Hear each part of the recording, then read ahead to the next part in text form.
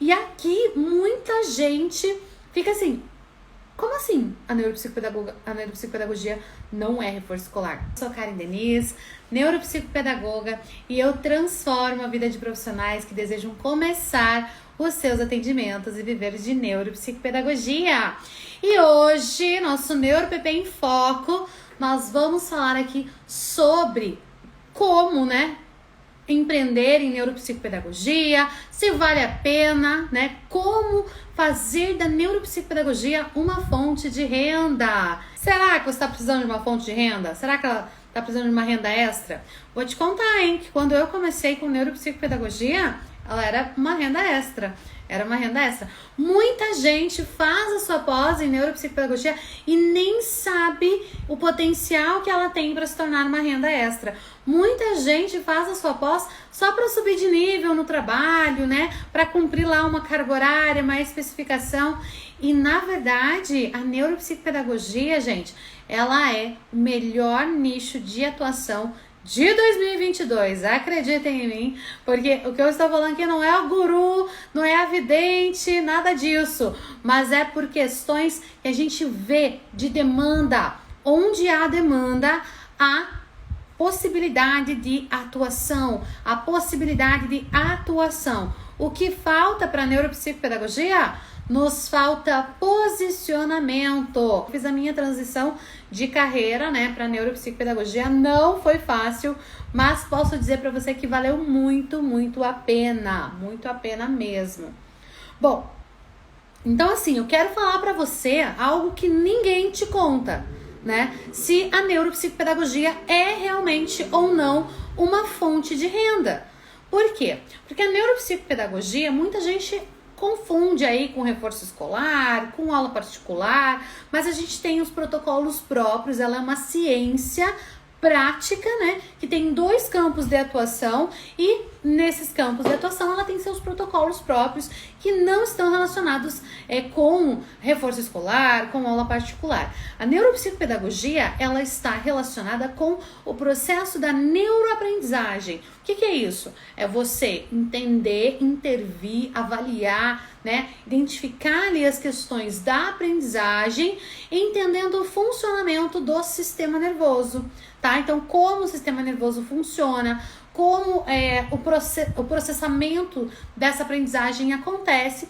E aí, quando a gente identifica, quais as habilidades ali que estão em déficit, a gente consegue estimular, intervir e aí potencializar esse processo de consolidação da aprendizagem, tá? Então, assim, o que não é, A neuropsicopedagogia como fonte de renda, ela não é uma pirâmide, tá? Tem gente que já me perguntou, Karen, é pirâmide isso? Não, não é pirâmide, não tem nada a ver com esquema de pirâmide, tá? A fonte de renda que a neuropsicopedagogia te traz é uma renda legítima, é uma renda derivada aí do nosso trabalho, a partir aí do nosso conhecimento, a partir de estratégia, planejamento e intencionalidade. Lembra que essas 3 palavras são palavras mágicas para o neuropsicopedagogo. Na neuropsicopedagogia, a gente não faz nada sem planejamento, estratégia e intencionalidade. Se você está fazendo neuropsicopedagogia sem uma dessas 3 bases aqui, então você não está fazendo direito, tá? Não está fazendo direito. Porque tem que ter técnica, tem método, tem protocolo, tá? E a gente vai desenvolver esse método com intencionalidade, estratégia e... É verdade, Vanessa, eu escuto cada coisa, vocês não tem noção, gente. Intencionalidade, planejamento e estratégia. Bom, conseguir uma fonte de renda por meio da neuropsicopedagogia também não é dar um jeitinho brasileiro, não é enganar ninguém, não é fingir que tá fazendo alguma coisa, tá? Não tem nada a ver com isso. Não é reforço escolar. Muita gente, talvez ali na pirâmide, no jeitinho brasileiro ainda tinha, as pessoas ainda se assustam das pessoas acharem isso. Mas tem, gente, vocês não fazem ideia de cada coisa que eu escuto, cada coisa que eu recebo, enfim, cada comentário, cada coisa. Enfim, gente. Mas assim, não é reforço escolar. E aqui muita gente fica assim, Como assim a neuropsicopedagogia não é reforço escolar? Como assim? O que ela é, então? Se ela não é reforço escolar, o que ela é? Se ela não é aula particular, o que ela é? Né? Aí, daqui a pouco, o pessoal já tá fazendo um quadro lá, aquele quadro do Fantástico, né? O que neuropsicopedagogos, quem são, o que comem, onde vivem, né? O que fazem. Mas assim, tirando o misticismo e desconhecimento de lado, a neuropsicopedagogia não é reforço escolar. Por isso, tá? Por isso, a gente não é necessário ser pedagogo. Muita gente pergunta isso. Se precisa ser pedagogo para atuar com neuropsicopedagogia. Não, gente, não precisa ser pedagogo, tá? Você precisa ter uma pós em neuropsicopedagogia para atuar com neuropsicopedagogia, tá? Não é upgrade da psicopedagogia, não é pós-especialista em neurociências e aprendizagem, não é especialista em neurociência aplicada à educação, não. Para ser neuropsicopedagogo, precisa ser especialista em neuropsicopedagogia. O que é ser especialista em algo? No Brasil, né? No Brasil, o título de especialista é dado a pessoas que concluem um curso de pós-graduação lato sensu, tá? Então, você tem que fazer pós-graduação em neuropsicopedagogia, tá bom? Não pode ser em outra coisa. Ai, Karen, mas eu fiz psicopedagogia e neurociências. Não é neuropsicopedagoga, você é psicopedagoga especialista em neurociências, tá bom? Então, para ficar bem claro aqui, gente, a neuropsicopedagogia, então, não é reforço escolar. Porque no reforço escolar, o que a gente trabalha no reforço escolar? A gente trabalha uma defasagem específica de conteúdo escolar. A gente trabalha componente curricular. E a neuropsicopedagogia não atua com componente curricular. A neuropsicopedagogia não atua com a aprendizagem escolar. Nós atuamos com o que, afinal de contas, então? A neuropsicopedagogia, ela vai atuar com a aprendizagem geral, não só escolar, mas ela vai atuar com a aprendizagem, com a estimulação das funções cognitivas, que são requisitos e pré-requisitos para o processo de aprendizagem. Isso é neuropsicopedagogia. A neuropsicopedagogia, ela vai trabalhar com a estrutura cognitiva. Ela vai trabalhar entendendo como funciona o sistema nervoso, como se dão os processos psicológicos básicos, que são fundamentos para que se consolide uma aprendizagem. Então, isso é neuropsicopedagogia. Então, assim, se a gente fosse fazer uma analogia, por exemplo,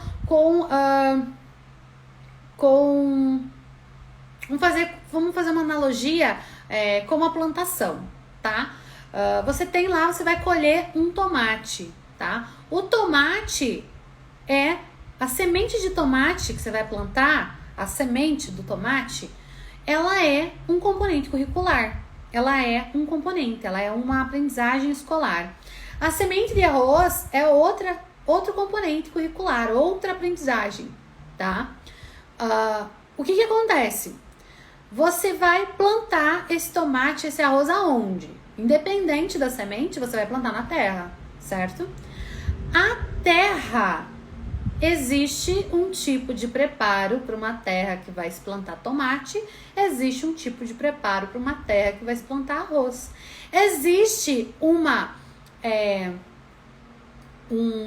rega para quem planta tomate, existe uma rega para quem planta arroz. Existe um broto do tomate, um broto do arroz. Existe uma época de crescer o tomate, uma época de crescer o arroz. Existe uma época de colher o tomate, uma época de colher o arroz.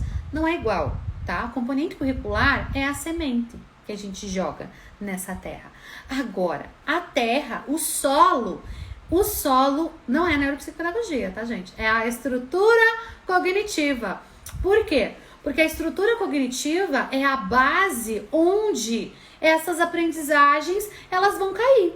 Se a estrutura cognitiva estiver funcionando corretamente, estiver fértil, o que vai acontecer? Você vai pôr a sementinha ali, ela vai brotar. Se essa estrutura cognitiva não estiver funcionando corretamente, não estiver fértil, não foi preparada Você pode jogar quantas sementes você quiser, ela não vai brotar. Então, o que é a neuropsicopedagogia? É a técnica que vai trabalhar essa terra, deixar esse solo fértil. Quem é o neuropsicopedagogo? É aquele que vai plantar, é o plantador, né? É aquele que vai arar a terra, é aquele que vai trazer estímulos, que vai colocar lá adubo, né? Para fertilizar aquela terra, para deixá-la fértil, que vai plantar a sementinha lá, que vai ajudar ali em todos os processos de cuidado da terra, cuidado da estrutura cognitiva. Então, nós neuropsicopedagogos não somos a sementinha, nós não somos o conteúdo curricular, o componente curricular. A gente não vai atuar com a sementinha, a gente vai atuar com a terra, a gente vai atuar com a estrutura cognitiva. E aí, não importa se a gente vai colocar, uma sementinha de tomate, uma semente de arroz, uma semente de feijão, uma semente de laranja. Não importa o que você vai plantar, se a estrutura cognitiva estiver fértil. E é isso que a neuropsicopedagogia faz. A gente estimula a estrutura cognitiva para que ela possa consolidar, se apropriar, aprender qualquer conhecimento, qualquer aprendizagem. Entende? Então, isso é neuropsicopedagogia, é arar a terra. Eu brinco, né? Quem planta neuropsicopedagogia colhe sorrisos de aprendizagem. E é mais ou menos por aí. A gente trabalha com essa estrutura cognitiva. A gente vai atuar com todas essas questões de estrutura cognitiva, com estímulo das sinapses, com o acesso das diversas áreas cerebrais, com processos psicológicos básicos. Isso é a neuropsicopedagogia. E atuar com neuropsicopedagogia, então, vejam, ó, não é reforço escolar, não é aula particular, tá bom? É você atuar com um protocolo, com um método da neuropsicopedagogia, estimulando esses sujeitos, né, que vão aí ter as suas estruturas cognitivas estimuladas, né, para que haja ampliação da estrutura cognitiva. Piaget fala da estrutura cognitiva, né, que todo mundo tem ali a sua estrutura cognitiva, cada aprendizado que a gente recebe modifica essa estrutura cognitiva e cria uma ponte ali, uma ponte para cada um dos próximos aprendizados. Mas, o que ele está querendo dizer? Que quando você aprende algo novo, a sua estrutura cognitiva se modifica, certo? E a neurociências comprova o que Piaget disse, porque a neurociências diz que como que a gente aprende? Por meio das sinapses. E quanto mais sinapses nós fizermos, quanto mais um neurônio se conectar com outros neurônios, com novas informações, com novos aprendizados, ele modifica essa estrutura em volta dele. Então, sim, nós trabalhamos com modificação de estrutura cognitiva.